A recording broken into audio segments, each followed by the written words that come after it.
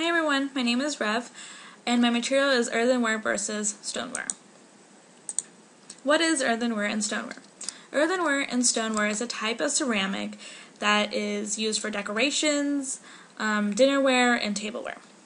Earthenware is not impervious to water. It needs a glaze to be watertight. It chips easily. The color before it's glazed is white. It feels chalky, so you'll get a residue on your hands. It can't withstand high and low temperature. Not oven safe, so you can't bake that turkey. It's very porous. Stoneware is impervious to water. It doesn't need a glaze to be watertight. It is a chip resistant. The color before glaze is dark and buff color. Buff is like a medium brown color. It feels textured and it looks like homemade pottery. It can withstand high and low temperatures. It's oven safe and it's not porous. Which one is which one? Pick up a ceramic piece from your kitchen. Can you tell if it's stoneware, earthenware, or porcelain? You probably can't. So here are some ways to help you figure out what kind of ceramic you're looking at. First, pick up your ceramic piece and hold it against a light. If it's translucent, it's probably a porcelain piece. Next, pick it up. Put it in your hands. Does it feel dense for its size? Then it's probably stoneware. Now the picture on the right has 4 different cups. The first cup, the very blue cup, is a stoneware. How do I know? Because the rim around it is the clay before it's glazed, and it's pale brown, a buff color, which means that it's stoneware. Now the cup next to it on the right is bone china, is a type of porcelain. The cup underneath it is an earthenware. How do I know? The same thing what I did with the stoneware. The rim around it is an ivory and off-white color, which makes it an earthenware color. The one next to it on its left side is porcelain. Same thing, it's between off-white and blue-white. Glazes. There are 2 types of glazes, or 2 types of categories that glazes fall under. The first one is glossy, and the second one is matted.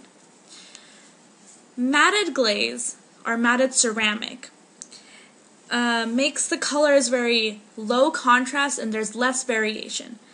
The example is the picture on the left. Also, this causes low reflectivity, which means there's less bounce light, which also means that there's crisp shadows. Make sure you remember that. The picture on the right is a glossy glaze. You can see a light source reflection usually, and it causes higher contrast and sharp white highlights. The shadows are hazy from the extra bounce light. Now these are some examples that I found online. This picture here is supposed to be a ceramic coffee mug. It is not. It looks more of a metal ceramic or metal cup. It's not a ceramic mug because there's too much of a reflection, there isn't a gradient on the cup, and if it's so reflective, the shadow should be very hazy. Now, these examples are just a reminder to everyone that make sure you do those ellipses correctly, or else the mug itself won't look like a mug. Also, there isn't a gradient on the pink mug, and on the mug on the right, you can't tell if it's matted or glossy or what kind of look they're going for. It's just a mug that's not done correctly.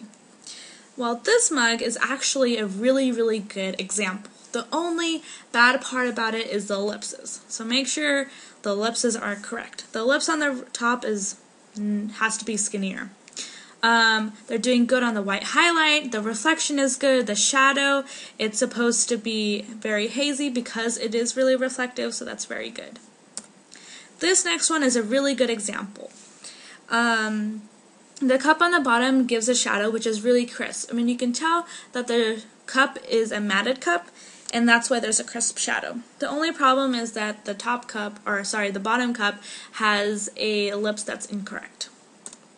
Now this is a very, very good example. This is a matted cup, a matted ceramic cup, And you can tell because there is a low contrast. There is no sharp white highlights, like I said earlier.